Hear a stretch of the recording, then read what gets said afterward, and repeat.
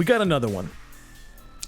Another very promising looking trailer full of just segments from heavy hitters of the horror industry to build up to what should be the biggest anthology, undoubtedly, of the year in the horror genre.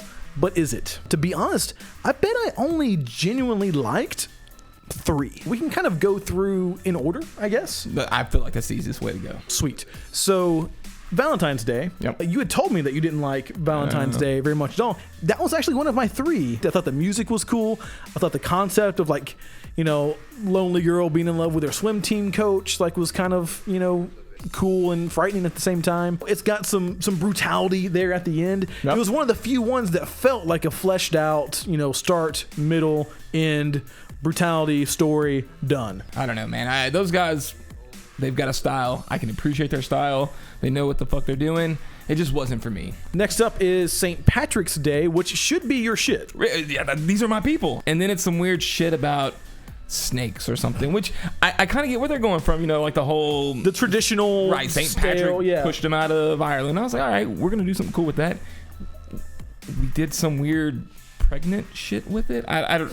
It was very strange. Look, I'm not sure that I have ever been more just dumbfounded in my life. I mean, it kind of starts off cool enough. We end up somewhere really weird and doesn't make a whole lot of sense. Yeah, it's really fucking weird. Like I guess the story that they were trying to tell, they told it. I'm not confused about what happened to everything. No, yeah. It's answered. I get it, but it's man, no for me. So what was next? Easter? Man, now this one was as a whole the home run for me of the whole movie. I would almost say worth trudging through just to watch this short segment. This one is fantastic. Okay, you had me worried. I was like, where is it going? You can't go this way. No, it's so good. It's got this little girl on Easter Eve, I guess you could say, asking completely relevant and logical questions that a little girl should ask. Why is this guy named Jesus coming back to life? Is he going to kill me? Should I be scared? Right. And, the mother's doing the good mother thing. Oh, no, Jesus was a good man and blah, blah, blah. And she's like, well, what about the Easter bunny? She's freaked out that either this Jesus guy or this Easter bunny is going to show up. And goddammit, it does.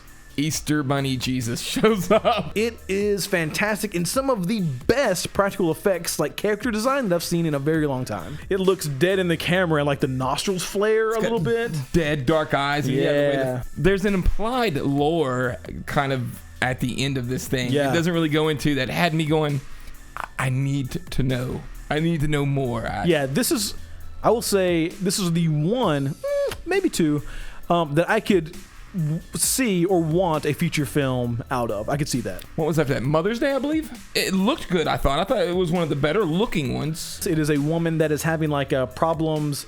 Every time she has sex, she gets pregnant. They kidnap her, they kind of hold her around, and by God, they birth something. Or do they? I don't think I really get the ending, though. But there's a moment at the end that happens where I wasn't sure if something was coming out of her or from underneath. I think it's supposed to be implied it's coming out of her. I guess at the end is where it really lost it, I suppose, really. At the very end. And that shit ends quick. Yeah, it's almost like they had this idea, then they kind of ran out of where to finish it because they realized they had this compact amount of time. Because it did feel like they were setting up for a longer film. Mm-hmm. Shit, man, what does that take us to? They don't do Thanksgiving. No, we still got Father's Day. Do we have Father's Day? Yeah, we got Father's Day. Shit, I don't remember Father's Day then. Okay, you remember when I start talking about it. I probably will. There's no dialogue or very little dialogue happening live. Is a girl walking or listening to a cassette from her father. It's a pre-recorded cassette from her father.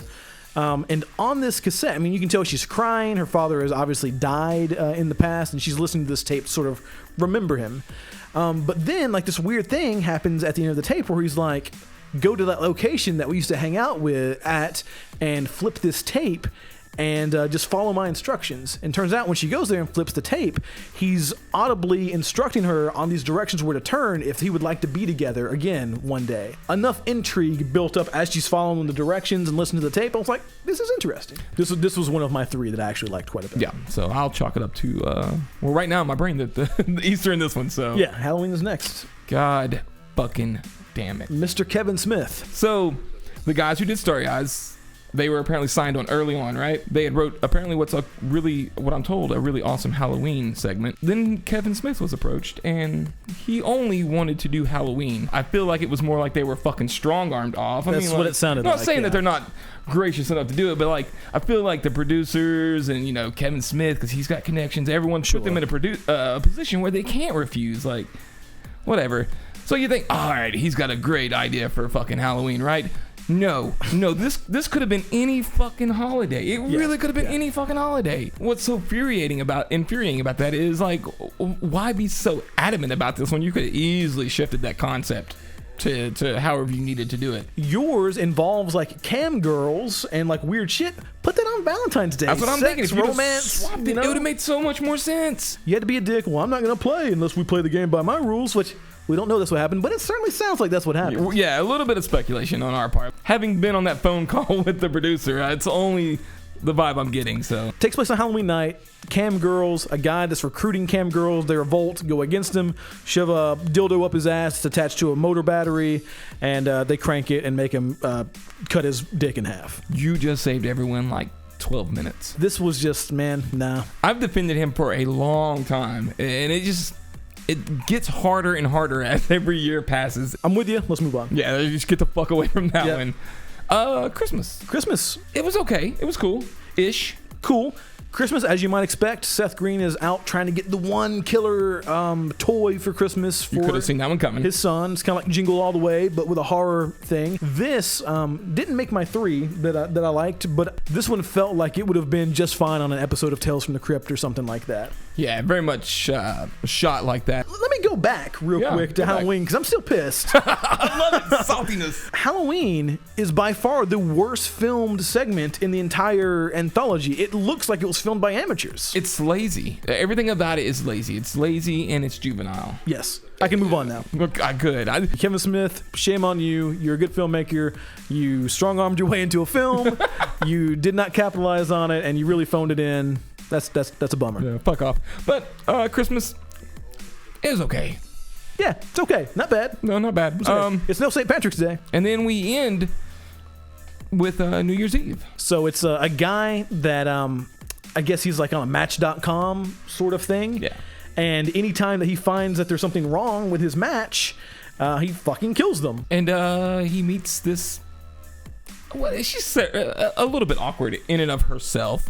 He's actually really into it. Right. She's just kind of like, Gonna get some dick tonight, one way or the other. Everyone else is taken, so let's try this guy. They go back to her apartment. She goes to make the move, and he is all of a sudden just not interested anymore. He decides he's going to kill her, but there's a twist, and we'll leave that at that. Another one that could probably be a feature film if they wanted to. I don't know, man. It's hard to say that I would say spend your money on it. It really is, even though I feel like Easter's super duper strong, and then those other ones are good as well. Sometimes Amazon or Google Play or whoever, they do like flash sales, like buy it for $2 or something.